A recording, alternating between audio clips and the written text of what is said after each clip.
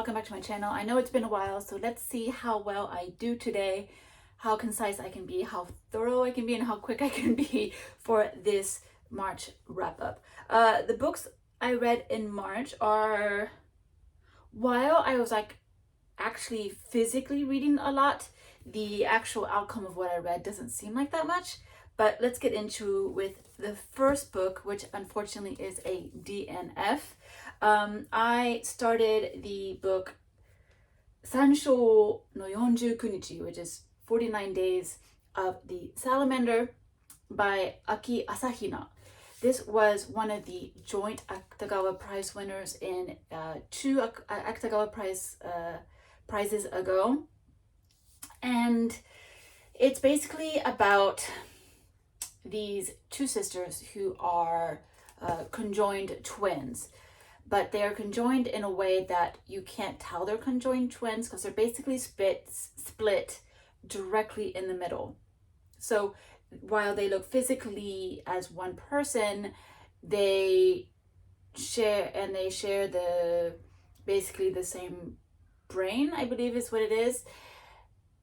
They share a little bit of the nervous system, but there's still one girl who controls the right side, another girl who controls the left side, and they still have their individual personalities, but they're just seen as one person. And it follows these two girls, but it doesn't really follow them doing much.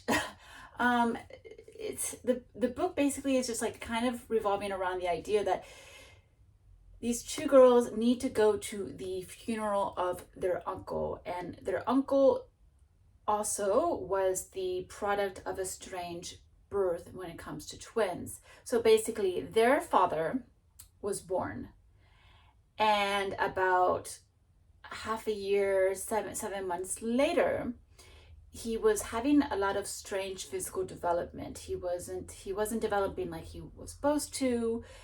He was quite large. He was quite big. Doctors initially were thinking he was being overfed.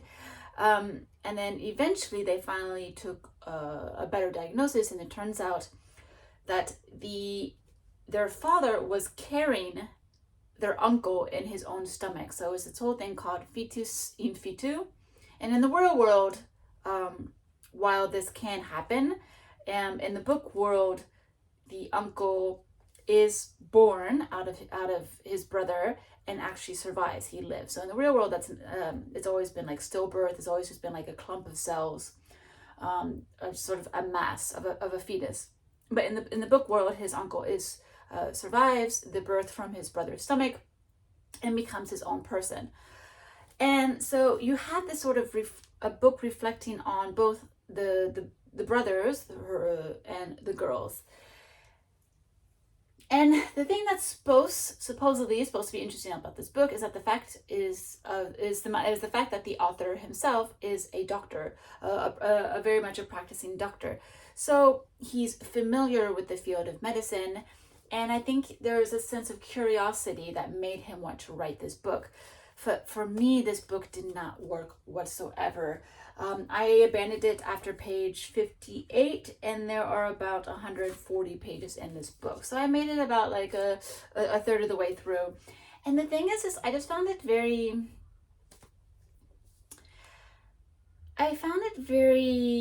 what's the word? Kind of like a house of curiosities. So while I don't think the author was grotesque, while I don't think he was taking advantage of a medical condition to write about it and put in like his own perverse thoughts, I just thought that his writing of the book was very much just kind of almost like, so the author, and I have a quote from him. So the author wrote, while I was writing, so in an interview, he says, while I was writing, I never once felt sorry for the twin sisters, nor did I feel sympathy for them. I didn't once think of them as having disabilities either. I didn't intentionally try to make the story bright, and of course there are struggles, but I've never seen them as a misfortunate or pitiful people. It's natural. And so, because with that, I agree that he made the sisters very natural. They're human beings. They have their own thoughts. But it's still, even though he says he tries to make the story humane, and he didn't like feel sympathy for them, I almost felt that he almost went too much into that direction, and that he could have put a little bit more humanity into the story and a little bit more reflection into the story. This just felt very dry. It almost felt very cutthroat, and I thought some of the curiosities just went too far.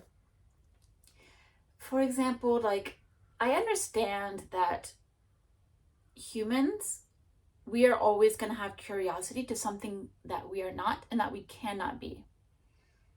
So unless you are a conjoined twin yourself, there's pretty much no way for you to know their situation. No matter how much they explain it, and they volunteer to explain their situation, there's no way you can actually understand it. It's like the whole idea of the sort of thought game, where people ask you, as a woman, if you could be a man for a day, what would you do? As a man, if you could be a woman for a day, what would you do? And I think it's very natural for humans to go for the most sort of extreme situations. Well, I would want to have sex. I would want to see what it is to feel like my body with my like touching my own body if I'm in the body of the opposite sex. I want to know what it feels to have sex. And so a lot of times the very first questions that people have about like conjoined twins is, can they have sex? Can they have babies? Is it considered a threesome? Like stuff like that. Like, some people go quite too far. But I do think it's very natural for humans to have these thoughts, no matter whether or not they go too far. It's still natural to have these kind of thoughts. After that, it just becomes questions of manners and etiquette, whether or not you actually put those thought process out verbally. And so it's just like, I understand the curiosity, and I understand that him as a doctor would be interested in writing about this kind of perspective, but I just didn't think it worked, especially when you consider that the prize just before this, the book Hunchback, which is now out in English, by the way, the book Hunchback had won. And Hunchback is an own voices book about physical disability. The author herself has a congenital disability where her immune system is attacked, and she's at a wheelchair. She doesn't really have the ability to do anything by herself, and she requires a lot of aid. So her character is the same way. So the author and the character pretty much share the same body.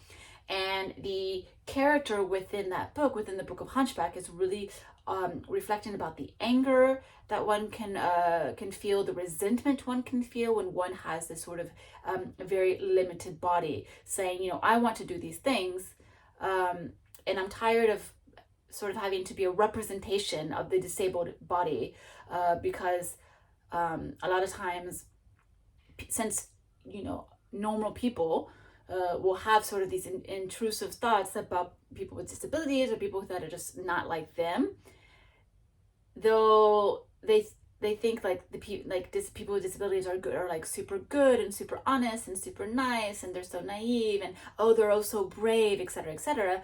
And the people who actually have these disabilities are like, no, I have, I feel anger, I feel resentment, I can feel like those same things, those still same kind of bad thoughts, just like you. Like, why are you trying to portray me as this innocent little child when I'm a grown person? I just happen to have a disability. And so that book was so powerful and so gripping and so moving, and it just really did what it wanted to do. And so you get to this, and it just felt dry, and it didn't really go anywhere, and it was too much of an outsider's point of view of what these twins should be feeling. And although I don't think like he portrayed the sisters as like little goody two shoes who are very childlike, no, he gave them their own personality, their own thoughts, their own ideas. But I just couldn't grip onto this. And so when I was debating whether or not to abandon the book, I watched a few YouTube videos to see the thoughts of other YouTubers. And a lot of people were really, really enigmatic about this. They were quite exciting. But I basically listened to them to have them like explain the title, for example. Where does that come from? What's the meaning? And I realized as I was watching those videos that I just didn't care. So I did end up abandoning this Akutagawa Prize winner, unfortunately. So, but definitely check out Hunchback. Hunchback is amazing. I still haven't finished the book. I know it's stupid to recommend a book that I haven't finished. But that book is just, you know, some books you just know are just outstanding. Like, and I will finish it eventually. I don't know what the mental block is, but there we go. Okay, so I abandoned that book, and now I have 2 more books to talk about that I actually did complete. The first one is La Conquête de Plassans, and by Emile Zola. So this is the 6th book in the recommended chronological order of the Rougon-Macquart series by Emile Zola. The Rougon-Macquart series is a series where he basically uses a family that has 2 very different class structures. One is quite elite and has money, and they're, you know, hungry for power, etc., etc. And then you have the other side of the family that is sort of lower labor class, and he uses to look at those high society class versus labor class and how they differentiate within this period of Paris, where he reflects on different aspects of Paris. So far I've had the building of the boulevards in Paris. The last book I read was about the stock market creation in Paris, etc., etc. So he always looks at something really, really realistic in his books. Now, La Conquête de Plassans brings us away from Paris and brings us back to Plassans, which is basically the birthplace of this Rougon-Macquart family. And it looks into the Macquart side of the family, and it looks at this one particular family. It's the husband and wife who have 2 sons and 1 daughter, the daughter having what seems to be maybe Down syndrome, or just basically some sort of disability that makes her not, she's acts younger than what her actual age is, and she doesn't have the speech development, etc., etc. So you have this family, and then one day the local abbey of the church asks them if they can board a fellow priest type position, priest type title, someone who carries the title of priest, basically. And this is the l'Abbé Fourré. So the Abbé Fourré, is that his name? Am I totally messing that up?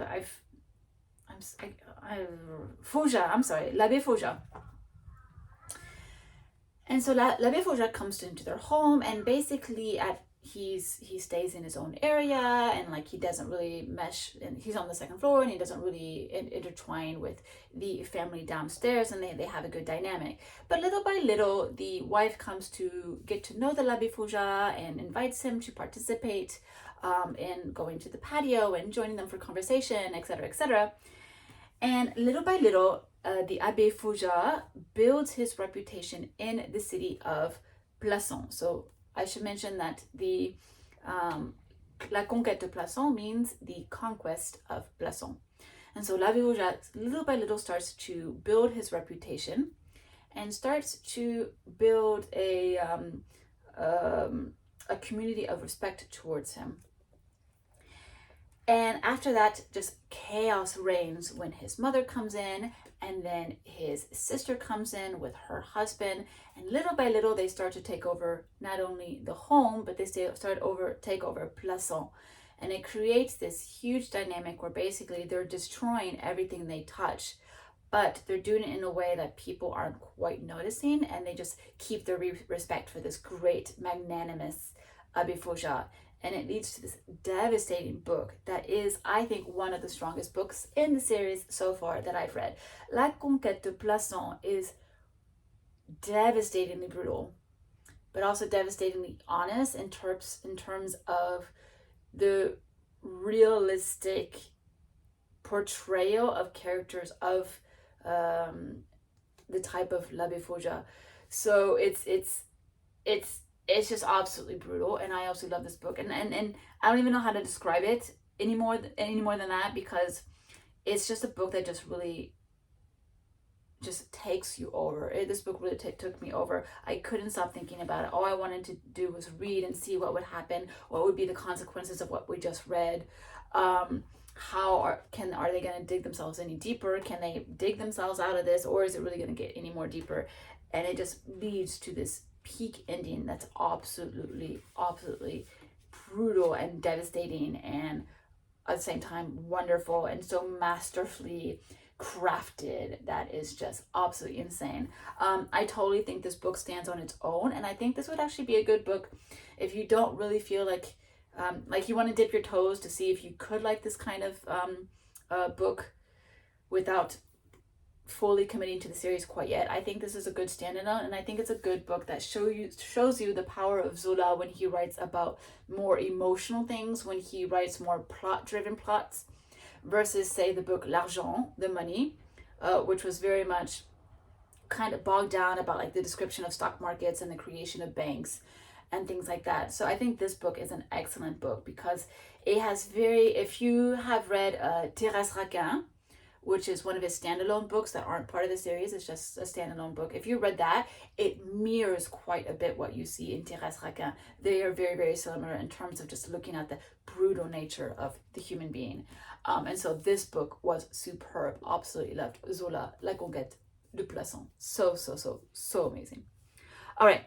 The last book that I read was a nonfiction. I read The River of Lost Footsteps, A Personal History of Burma with a New Afterword on Recent Events by Thant Myint-U. Yes, the timing of this book, of me reading this book, is impeccable. I basically finished this book 2 days before the earthquake in Burma, in Myanmar. And so it really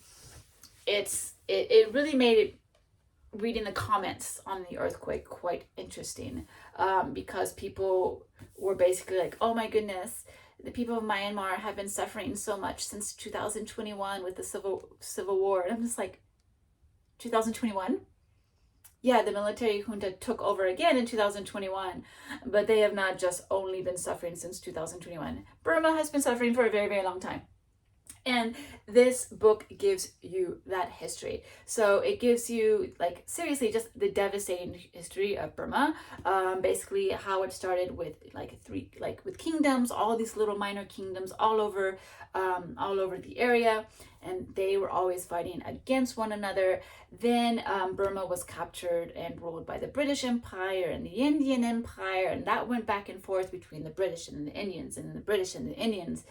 After that, when they Britain finally starts to say, you know what, we are not as interested in this country, we're going to pull back, we're going to give them maybe kind of the potential, we're still going to try and keep some of our power, but we're going to try and give them a little bit of freedom to create their own country and create their own government.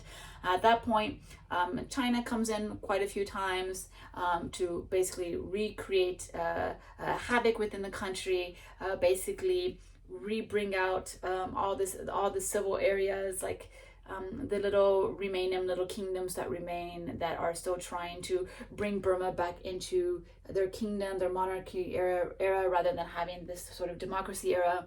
Then after that, you have World War II, and then you have the fighting between the British and Japanese. That's all sort of taking place within this area, Laos and Thailand, etc. And so that created a devastation within the country. And then after the war ended, now you go back to the British Empire that still once again is sort of manipulating Burma to try and keep their influence on Burma, but sort of giving Burma the impression that they have freedom in creating their government. Then after that, you have it goes back to civil war within all the border little fiefdom kingdoms that are still trying to go back to the monarchy. After that, you have the invasion of the communists from China. So now you have communism battling against the idea of monarchy, battling against the idea of pure democracy. Then you have the crisis of opium. Burma decides that they are going to create a lot of their money via the drug trade, and it's just continuous. You have the drug trade, and then basically the military decides to take over.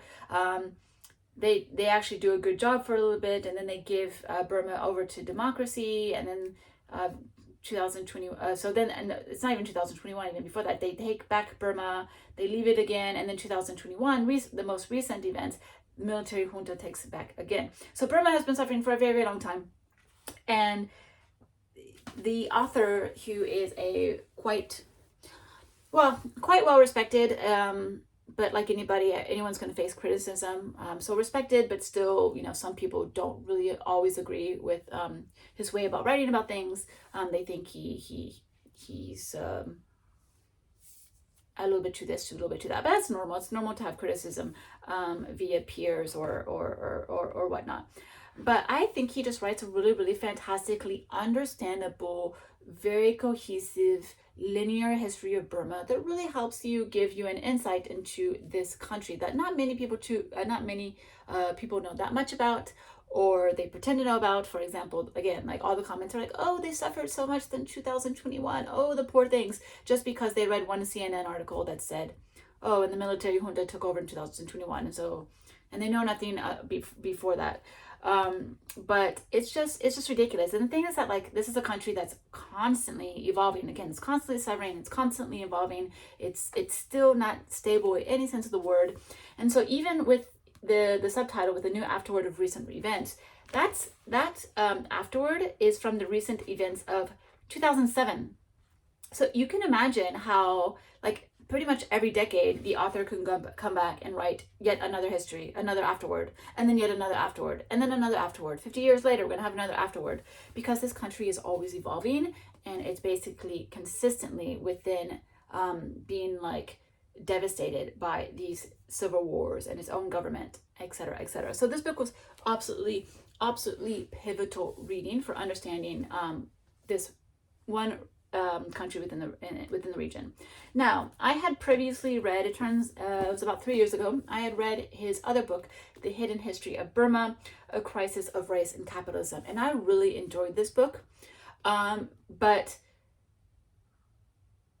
the thing is that it's a crisis of race and capitalism, which means it's very much 21st century history of Burma. So I would say I read these in the wrong order. I highly recommend reading this one first, so that you get the full history of Burma. While this one does cover quite a bit of a history of Burma, it's much more compact, much more succinct, and so this one gives you a better feel for what's going on. So basically what can happen is you can read this book, get a really, really great strong foundation for the history of Burma.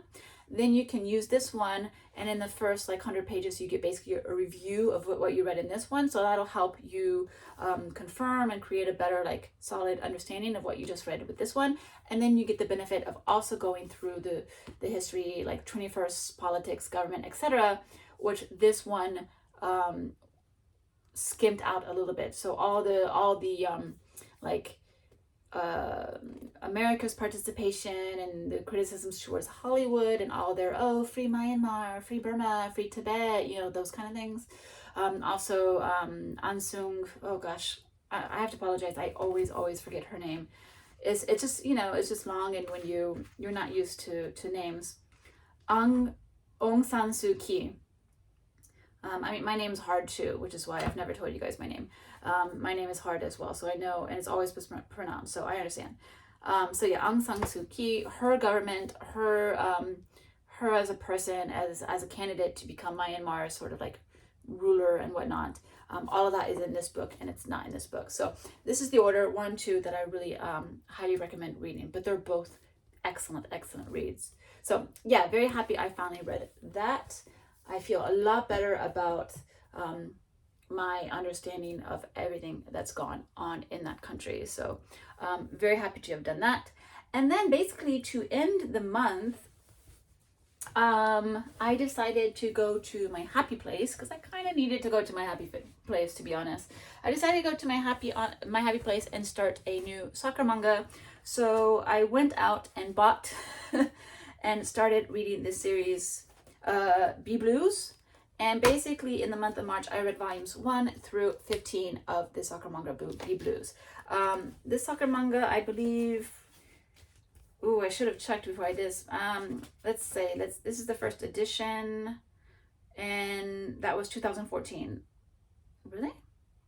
Oh, this manga was really quick because I think it ended in fairly recently, 2020. So I think the series only lasted for 6 years, but it does have 49 volumes of manga. But yeah, I started reading B Blues because if you've been to my channel for quite a bit, you know that I am quite the soccer fan. I've been playing soccer all my life. World Cup every 4 years. I am in front of the TV and I try to watch every game. I actually record the game so I can pretty much try and watch all of them. So I've read a lot of soccer manga, and this series, I have to say, I'm really enjoying it. It's one of the most realistic series that I've read so far in the soccer manga genre. The level at which the kids are and the level of soccer they're playing is actually very realistic. It doesn't have all the ridiculous like high dragon flying kick shot or like, you know, tornado twins super kick power shot. It doesn't have those ridiculous kind of naming systems. The soccer, again, it goes to the level of the kids, so they're not doing bicycle kicks. They're not, other than the tallest person on the team, they're not doing ridiculous headers every time. They're not dribbling from one side of the field all the way to the other side of the field and passing like the entire offense, like the 12 member of the other team. Like it's realistic soccer. So and the story is quite simple. Basically, our protagonist was sort of a star in elementary school. Everyone knew he was going to go to the professional side. He was already having he was about to have offers to join the youth professional league, and at that point he gets into a major accident where basically he pretty much breaks everything, his legs and everything. He gets in a major accident, and so there's a 2-year gap while he is going under rehabilitation. So basically the series is about him sort of rebuilding himself after that, becoming even a better soccer player than he used to be when he was young, and basically just refinding his potential and just rebuilding his spirit and his passion, etc., etc. So that's what this book is about. And so I have to say, because of the very much realism of this book, I would have to say this is not a manga for people who like sports manga. This is a manga for people who like soccer. I think you definitely need to be a soccer fan because this is heavy on soccer strategy, proper concepts of, you know, possession, having offensive side, a defensive side, basically how you want to position yourself, if you want to do zone defense or man-to-man defense, or position yourself if you want to be very much a heavy like attack via the side, like having basically side backs that are heavy runners, because Japan is very quite known for having very high stamina side backs. They expect their side backs to run up and down the field quite a bit, just as much as a midfielder would. So basically just stuff like that. But like it does have a story. The characters are really charming. They're really fun. There are very humorous moments. But again, it's all very realistic. It's all within the confines of a really realistic world and a very realistic look at soccer, which is quite surprising because the author himself, this is not his first sports manga. He's written, what did he say? So he's written 2 other sports manga before this, one of them being volleyball and one being baseball. One being baseball. And it's interesting because like I don't know who he uses as like an advisor for the soccer, but it's really well done on the soccer side. And I have to say the art is very well done. It's super consistent, but it makes sense because, I mean, if this is already his 3rd series, the author has found his style, so he's not really experimental with it. It's very consistent, and he's very good at showing how the kids grow up. So here's the protagonist when he's young and when he's older. You can see the proper progression of age, body changes, physiological changes, etc., that are appropriate. So his style is very consistent. It's great from the beginning. The art is solid. It's good. the soccer, like I'm always checking to see, okay, if he's drawing this character coming from the left side and now he's drawing it from this angle, is the angle that the characters are in the right place? And it's been consistently solid every single time. There hasn't been a mistake yet that I've seen. The body positions that he draws for the characters are incredibly accurate to what your body would look like if you were actually striking a ball. So really, really good. I'm really happy about that. So really, really fun to enjoy. I'm reading that. I'm reading basically casually reading about 1 volume per day. So I expect to finish this. If not by the end of April, I'll probably finish it by the beginning of May. I expect to finish this series. So really fun. But once again, I do recommend this more for soccer lovers rather than just sports manga lovers. And I mean, I think for those of you who don't read either or, if you're wondering why I'm saying that, it's because typically sports manga is, while obviously the sport is the main, like, it's what creates the environment and the emotion and everything. It's what creates like the I'm just gonna say environment because I can't think of the other word I'm trying to say. But sports manga is typically more based on characters and the story. It's usually very much about like let's make friends. It's like very much not forgetting that it's all about the journey and the friends you make along the way and the teams you make, and you know the characters from each sides all come to really respect each other and love each other, and like all typically the more fantastical series are very much about like these like just creating the most absurd situations about, like, for example, if you were to dream about yourself playing soccer in the most ridiculous way, yeah, wouldn't it be cool if you could do like a jump that turns into a handstand that turns into a backflip, and then you can use your karate skills and do the most strongest like physics defying curving goal that goes straight into the upper corner and everyone cheers you on. Like, you know, like that's what sports manga typically is. It's creating fantasy out of like a sport, but this series is very much based on reality. So that's why I say best be a soccer fan rather than just a sports manga fan. So there you go. That's everything I read in March. And I have already made good progress in April, so I'm excited to share those books with you when the time comes. So anyway, thank you so much for watching, and I will see you in my next video. Bye!